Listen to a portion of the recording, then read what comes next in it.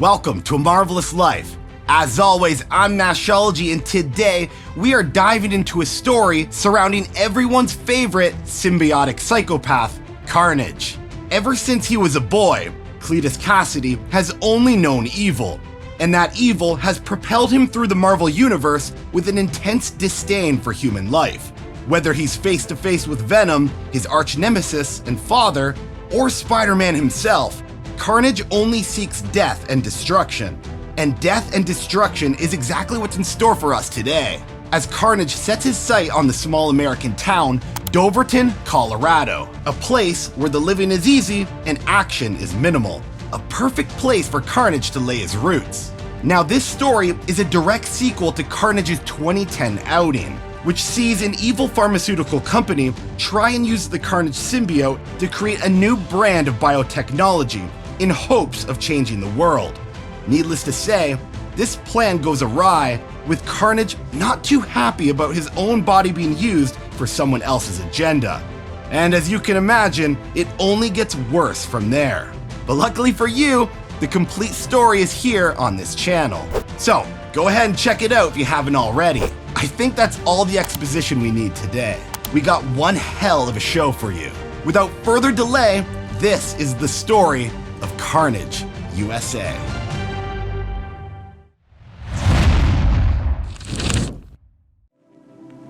Doverton, Colorado, a town known for its small size and easy living, residing just under the Colorado Rockies. A town with an exceptionally low crime rate and a modest cost of living, an easy choice for child rearing. There isn't much to speak of in regard to this population. Everyone is friendly, polite, and kind. In a sense, it's thriving. Here, people live and die, away from the exploits of the superhero community. There's no fear of Dr. Doom in Doverton. But today marks a change of pace for the community. Today, Dr. Doom would make a much sought-after alternative.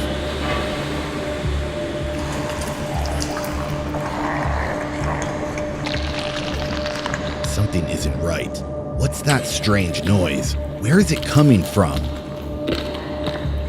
And all the meat, it looks eaten. What the hell is going on here?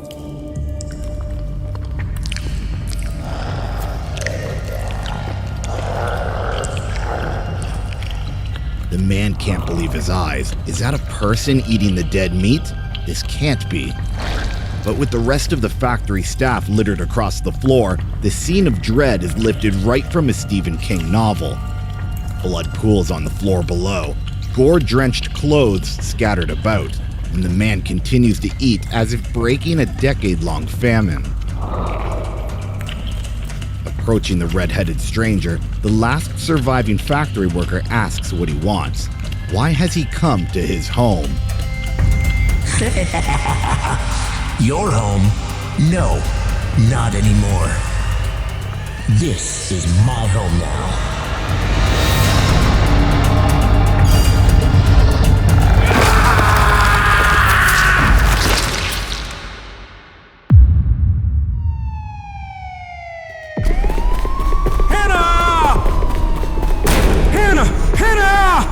Eric, what's happening?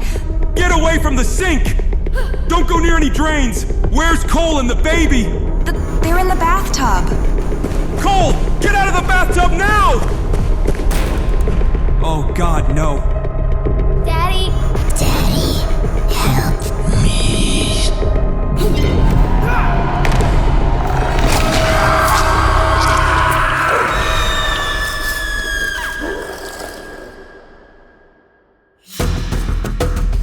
As the table is set with high-ranking military assets, the situation is made abundantly clear. Doverton, Colorado is now under siege.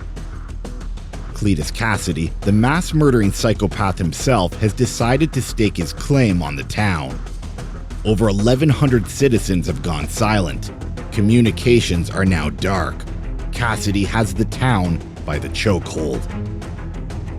He claims that Doverton now belongs to him, a sovereign symbiotic nation where his rule is absolute. Cletus Kasady is an existence that never should have come to fruition.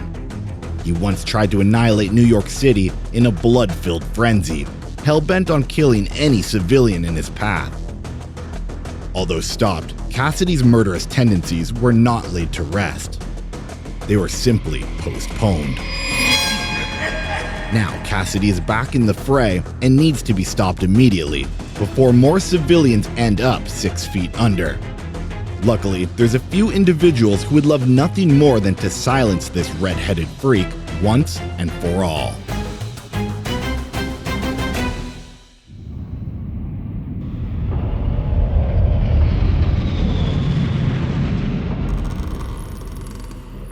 Home sweet home, a phrase that rings harmoniously in Cletus's head. This is his town now, and nobody will take it from him. Not the US government, nor the Avengers, and especially not Spider-Man. These low-life meatbags need a worthy ruler, and who else could do such a fine job? But it's not so bad, is it? Rule over these monkeys or slaughter them all and drink their blood. To Cletus Kasady, he's simply doing these peasants a favor. They should be grateful indeed. But his solace is about to take a back seat, for his town is about to be rightfully contested. It was only a matter of time, he supposes. He figured they wouldn't give up the town at no cost. And with a cunning smile creeping up on Cletus's face, he knows it's time to roll out the welcome wagon.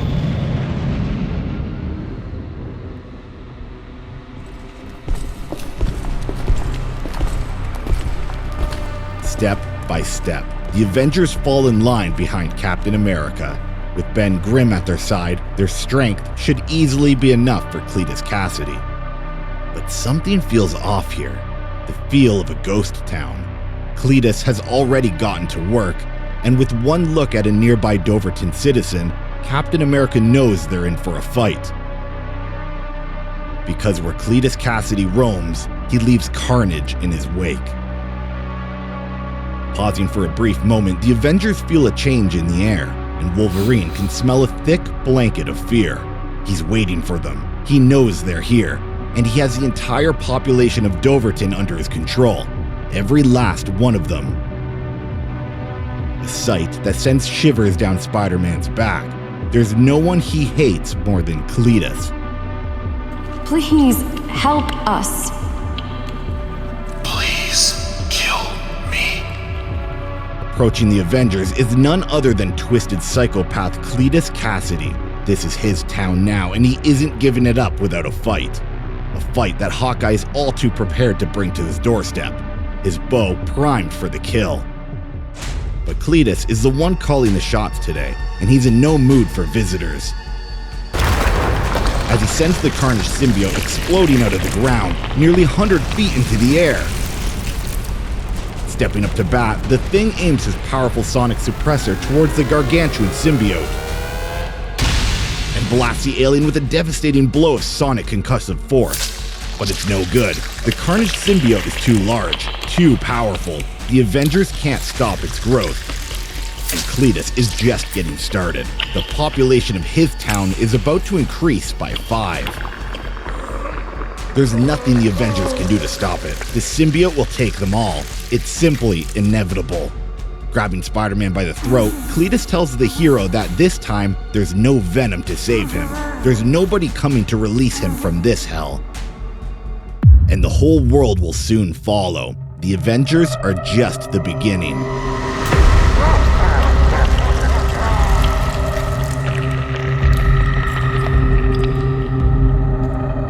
We are Carnage. Spider-Man and the Avengers have gone offline. Damn it. Carnage has taken them all. President is freaking out, sir. He wants more heroes in Doverton ASAP. Everybody just relax. Carnage isn't the only symbiote on the playing field. There's lots more where that came from. Let's round up our team and get to work.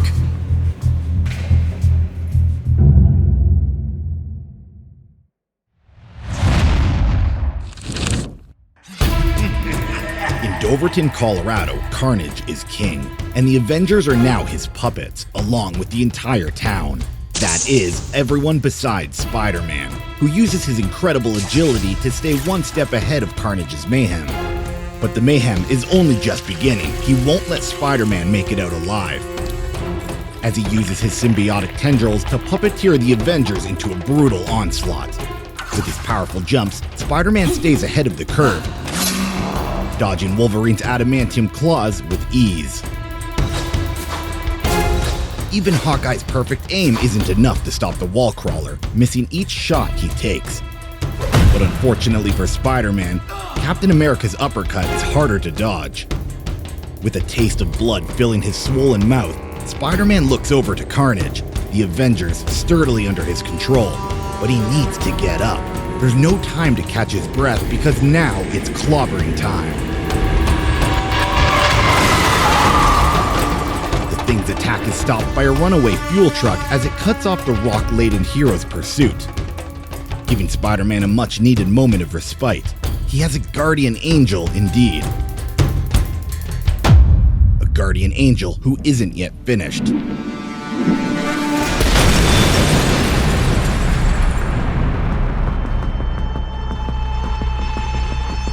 As the ringing of the explosion subsides, Spider-Man sees a pair of helping hands reach out. His guardian angel has come to spirit him away. The Thing isn't so lucky, as Carnage's influence once again takes hold. The explosion isn't enough to hold off the Carnage symbiote. And in mere moments, Carnage regains his control over the blue-eyed, ever-loving Thing. This is his town, and these are his people. And Spider-Man will need his own army to take it back.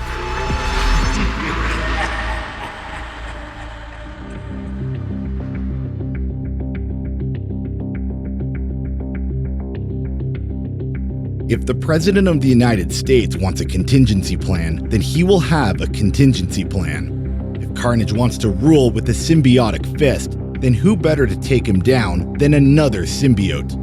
And better yet, Carnage's very own offspring, Dr. Tanis Neves, a woman with her own torturous history with Cletus Kasady. But Tanis' symbiote is special. Unlike any before it, it can integrate itself with any technology. A little trick that neither Carnage nor Venom can replicate. A powerful trick at that.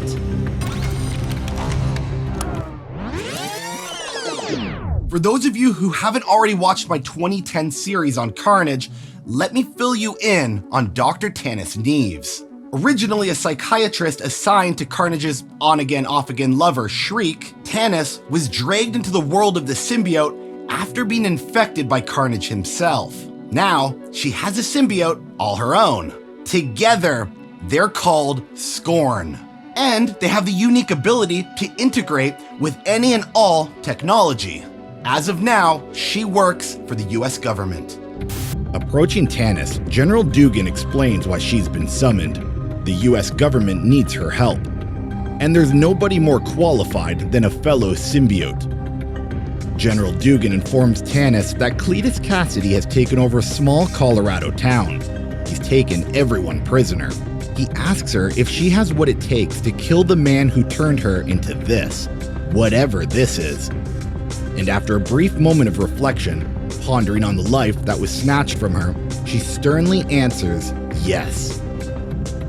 She will help kill Cletus Kasady once and for all. Dr. Tanis Neves was just the beginning, the first cog in a well-oiled machine. A machine that needs a couple more parts to do the job. And a couple of special ops soldiers to wrestle Doverton, Colorado from Cletus Kasady's deadly grip. The plan is now in motion. Each soldier has access to their very own symbiote, each one with a very specific purpose, a symbiotically enhanced Spec Ops unit. They are, quite simply, the most dangerous unit in the world. They could give Agent Venom a run for his money. And now they're here to put a stop to Kasady's madness, and they're prepared to put a bullet in his psychotic symbiotic brain. for they are Mercury team, and they will not rest until Cletus is drowning in his own blood and with a one-way ticket straight to hell.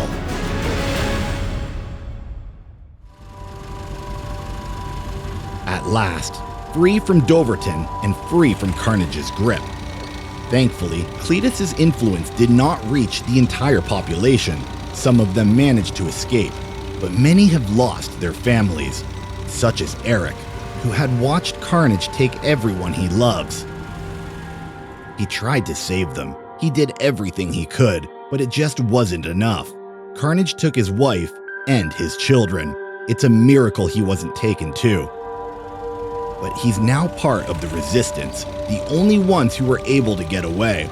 And as the group of survivors head over to their encampment on the outskirts of the city, Spider-Man knows he needs to do whatever it takes to save both Eric's family and the Avengers.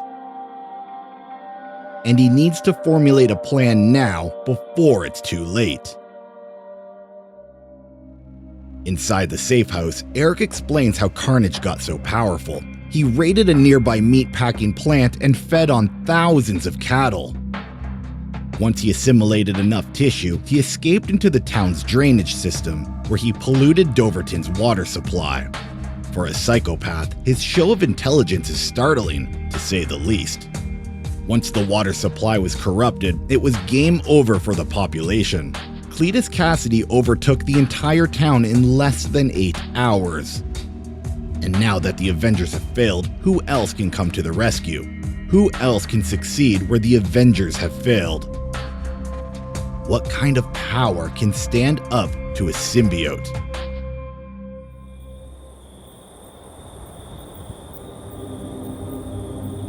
With an eerie feeling of content, Cletus Kasady speaks down to Cole, the kidnapped son of Eric.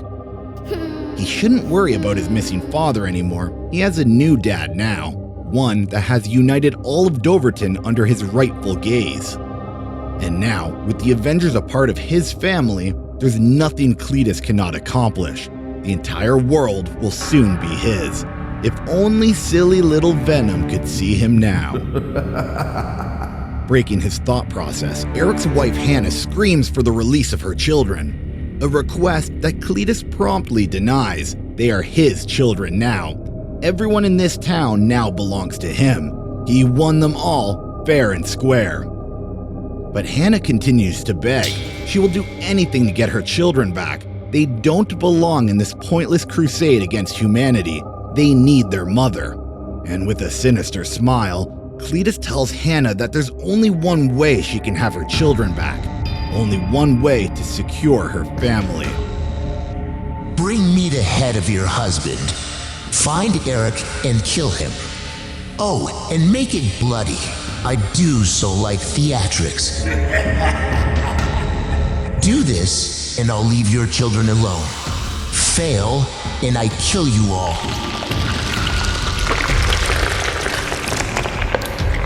There, I gotta tell you, woman, red sure as hell looks good on you.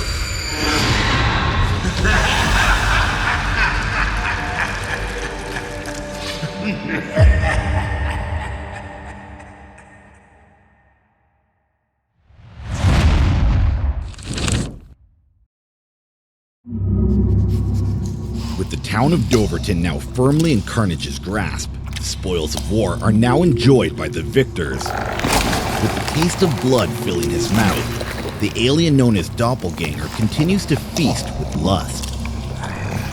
Carnage is his master, and Doppelganger will help keep the town under his control. That is, if Doppelganger can do his job as a guard dog. But Doppelganger must also know, there's always a bigger dog.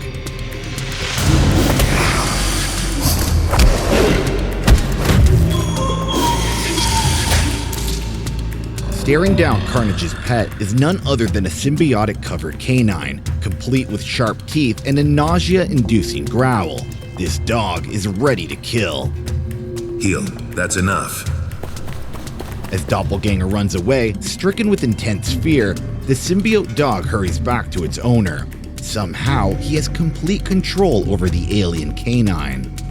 He's here to find Cletus Kasady. He's here to extinguish his miserable excuse of a life.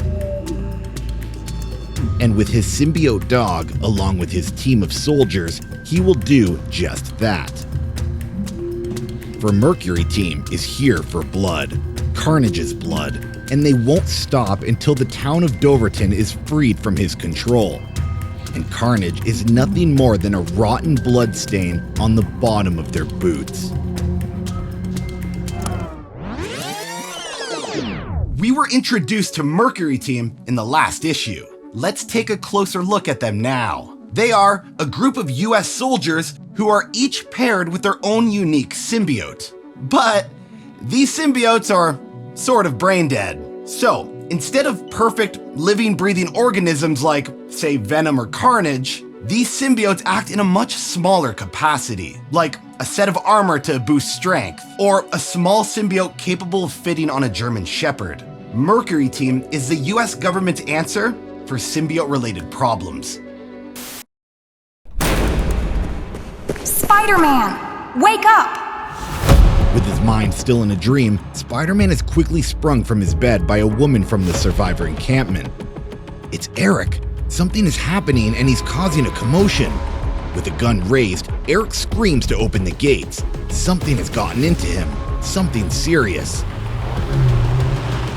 As he drives off in a rage, Spider-Man watches as Eric hurriedly makes his way to the perimeter gate. Whatever he's doing, he's manic, and not the man he was the day before. Screaming to open the gate, Eric picks up speed on his approach. There's only one thing that could cause this much anguish. Eric's wife and kids, they're here. Carnage released them. But Eric doesn't care why. All he wants is to hold them in his arms again. And if they won't open the gate, then he has no choice but to force his way through. Finally, he's found his family. They're safe, unharmed. It's a miracle. He's finally whole again, at last. But Eric's hopes are about to be dashed because Hannah isn't here for a reunion. She's here for a funeral. With the Carnage symbiote taking over her body, Hannah transforms before Eric's eyes and rips off the car door with extreme ease. She needs to kill her husband. She needs to protect her children. And she'll need to protect herself. As the Carnageized Hannah recovers from Spider-Man's attack, her children take on a Carnageized form and jump on the web crawler himself, doing anything they can to protect their mother. Beating down on Spider-Man's head, Cletus Kasady's influence taking over their tiny frames. Meanwhile, Eric pleads to his wife to let him go. He doesn't understand why she's doing this. Momentarily escaping Carnage's influence, Hannah explains the situation. She needs to kill Eric, or Cletus will kill their kids. And with one long gaze into Hannah's eyes, Eric knows she's telling the truth. Cletus will kill them without batting an eye. So Eric screams at her to do it. Kill him. Save the kids. Do it now. He will happily die for his family. But Cletus Kasady has seen enough. He won't let Eric off the hook that easily. He has a better way forward. So he tosses Eric aside and summons Hannah and the kids back to the town. Instead of killing Eric, he will just eat Hannah and her children. With the realization that Carnage is going to kill his family instead of him, Eric pleads to Spider-Man, but he doesn't need to say much. Spider-Man is finished with Carnage's killing spree. He's done with his maniacal tendencies. It's time Carnage meets his maker. The Last Chance Church, the ironic new home of Cletus Kasady, a place where he can begin taming his new flock, where he can preach his own brand of religion. A religion where Cletus is the one true king, the Lord's second coming. And all under his rule shall know pain, especially those pure of heart, like Captain America. It's all hatred and darkness now. When he's done with America, the sun shall stay hidden from Carnage's reign. But outside the church, Mercury team is ready to usurp the symbiote wannabe god once and for all. But wait, someone is coming out of the church. You need to leave now. He's coming. Wait! Hold your fire!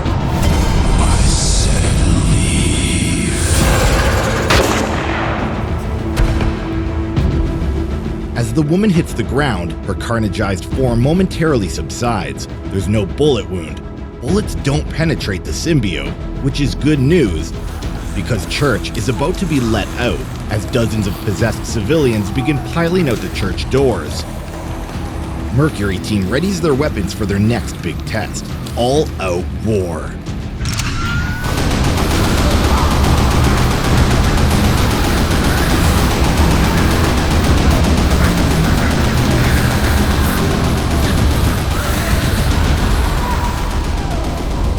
Back inside the church, Cletus is prepared for his first great sacrifice, the first of many in the cult of Carnage.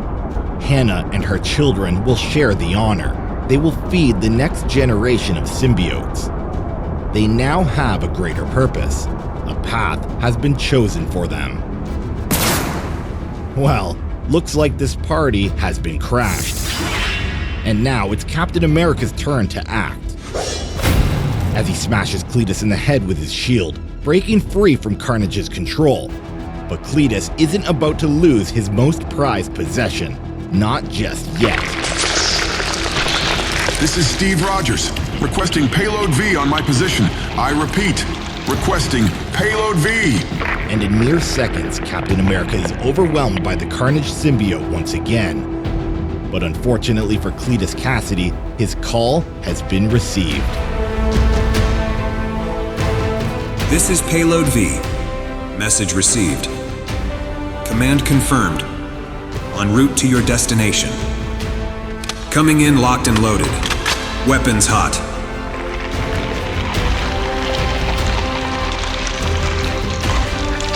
Hold tight, Captain America. The party is coming to you.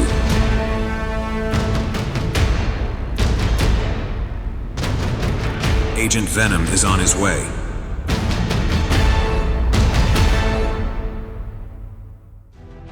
Thanks for watching part 1 on our series on Carnage USA.